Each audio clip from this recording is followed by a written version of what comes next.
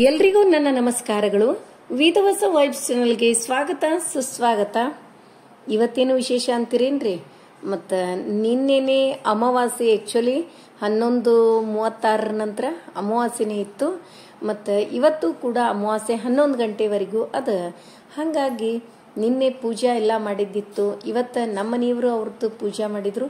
ನಾವು ಏನದ ಲಕ್ಷ್ಮೀನಾರಾಯಣರ ಪೂಜೆ ಅಂದ್ರೆ ನಿನ್ನೆ ಹೂವೆಲ್ಲ ತೆಗೆದು ಇವತ್ತು ಪೂಜೆ ಆಯಿತು. ರಂಗೋಲಿ ಇಷ್ಟದ. ಮತ್ತು ಈಗೇನದ ಸಿಂಪಲ್ ಆದ ರಂಗೋಲಿ, ಯಾಕಂದ್ರೆ ಮಳೆರಾಯ ಯಾವಾಗ ಬರ್ತಾನೋ ಗೊತ್ತಿಲ್ರಿ.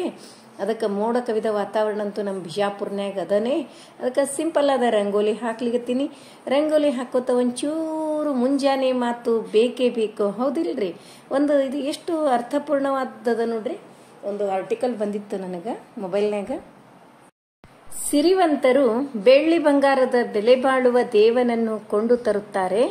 ರೈತನಿಗೆ ಬೇವಿನ ಗಿಡದ ಬುಡದಲ್ಲಿರುವ ಕಲ್ಲೇ ದೇವರು. ಆ ದೇವರಿಗೆ ಪ್ರಾಣ ಪ್ರತಿಷ್ಠಾಪನವಿಲ್ಲ. ಗಿಡದ ಎಲೆಗಳೇ ಪತ್ರಿ, ಹಣ್ಣುಗಳೇ ನೈವೇದ್ಯ. ಅವುಗಳನ್ನು ದೇವರಿಗೆ ಅರ್ಪಿಸಿ ಕೈ ಮುಗಿದು ಆಶೀರ್ವದಿಸೆಂದು ಬೇಡಿಕೊಳ್ಳುವನು. ಬಹಿರಂಗದಲ್ಲಿರುವ ಭಾವದೇವರಿಂದ ಮನಸ್ಸು ಅರಳುವುದು. ಅಂತರಂಗದಲ್ಲಿರುವ ತಾತ್ವಿಕ ದೇವರಿಂದ ಬುದ್ಧಿ ವಿಕಾಸವಾಗುವುದು. ತಾತ್ವಿಕ ದೇವರು ಅನುಭವಕ್ಕೆ ಭಾವನಾತ್ಮಕವನಾದ ದೇವರು ಆರಾಧನೆಗೆ ಬೇಕು. ಏತತ್ ವಿದುಹ ಅಮೃತ ತೇ ಭವಂತಿ.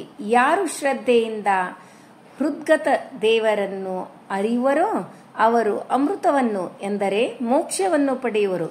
ಹೊರಗೆ ಮೂರ್ತ ದೇವರಾದರೆ ಒಳಗೆ ಅಮೂರ್ತ ದೇವರು. ಹೂವು ಬಾಹ್ಯ ದೇವರ ಪ್ರತೀಕವಾದರೆ ಹೂವಿನ ಸುಗಂಧ ಅಂತರಂಗದ ಅಮೂರ್ತ ದೇವರ ಪ್ರತೀಕ.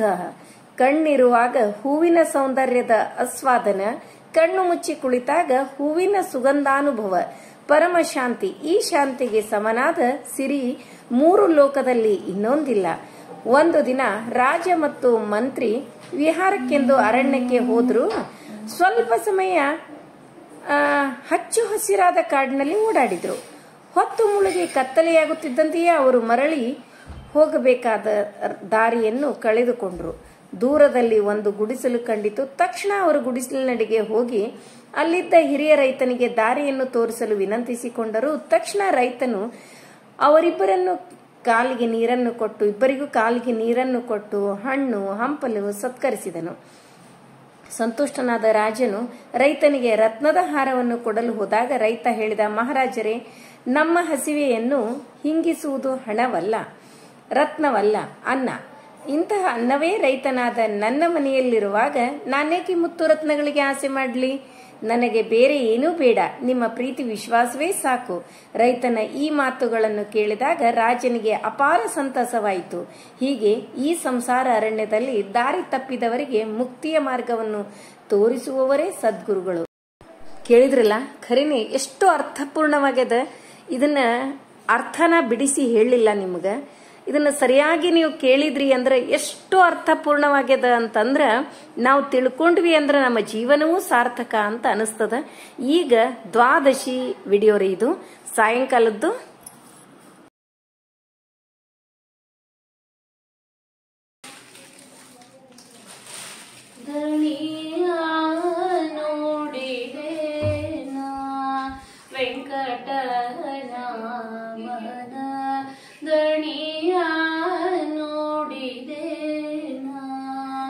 ದಣಿಯ ನೋಡಿದೆ ಶಿಖಾಮಣಿಯ ತಿರುಮಲನ, ದಣಿಯ ನೋಡಿದೆ ವೆಂಕಟನ ಮನ, ದಣಿಯ ನೋಡಿದೆ ಕೇಸಕ್ಕೆ ಅನ್ನವ ಉಂಬುವವನ, ಬಡ್ಡಿ ಕಾಸು ಬಿಡದೆ ಹುಣ್ಣ ಗಳಿಸುವವನ. ಕೇಸಕ್ಕೆ ಅನ್ನವ ಉಂಬುವವನ, ಬಡ್ಡಿ ಕಾಸು ಬಿಡದೆ ಹುಣ್ಣ ಗಳಿಸುವವನ.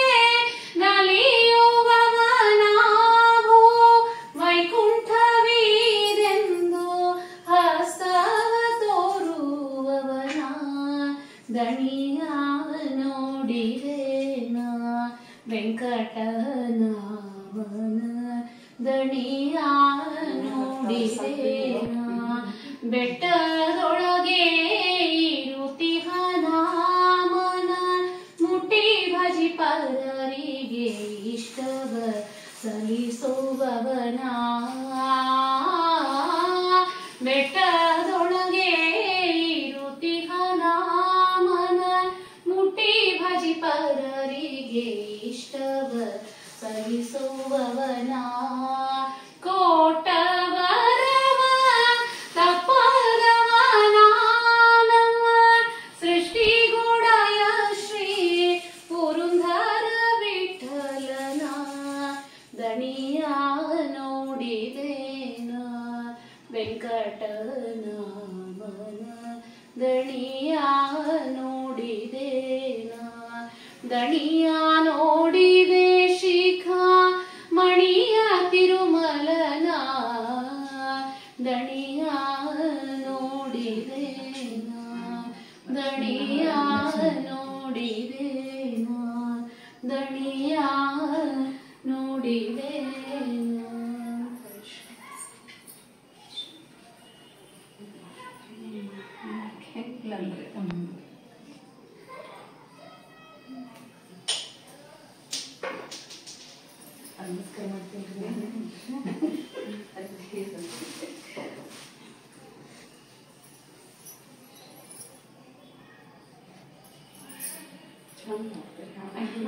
ಹಾಡೇನು ನಾವಂತೂ ಜೀವನದಾಗ ಅವ್ರ ಹಾಡು ಕೇಳಿ ಪಾವನ ಆಗುದು ನಾವು ಅದೇ ಹೇಳಿಲ್ಲ ನಾವು ಹಾಡ್ಬೇಕನ್ನೋ ಇಚ್ಛಾ ನಾವು ಹುಡುಗರಿಗೆ ಮೊದಲು 20 ವರ್ಷ ಹಂಗಂತೂ ಉಮಾ ಗೋಡ್ಕಿಂಡಿ ಅವರಿಗೆ ಥ್ಯಾಂಕ್ಸ್ ಹೇಳುಣ್ರಿ. ಯಾಕಂದ್ರೆ ಅವ್ರು ನಮ್ಮನಿಗೆ ಬಂದ್ರು ಅಂತಂದ್ರ ಒಂದು ಹಾಡು ಹೇಳಿಸೋದು ಇದ್ದೇ ಅದ. ನೀವು ಎಲ್ಲರೂ ಅವ್ರ ಹಾಡನ್ನ ಇಷ್ಟಪಡ್ತೀರಿ.